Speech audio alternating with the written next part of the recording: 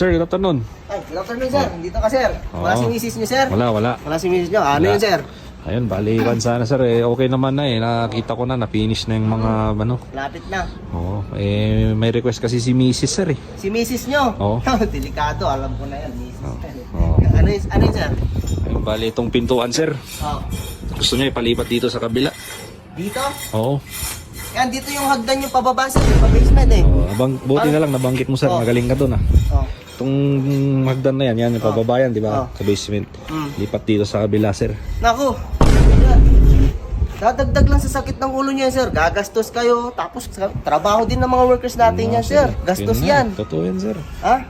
O, paano? Iba, yun nga, Pagsabihan sir, mo na baka- lang yung misis mo, sir, para wala kayong isipin. Kasi, okay naman na itong bahay nyo. Wala sir, na itong anong problema. Yun ang request niya sir.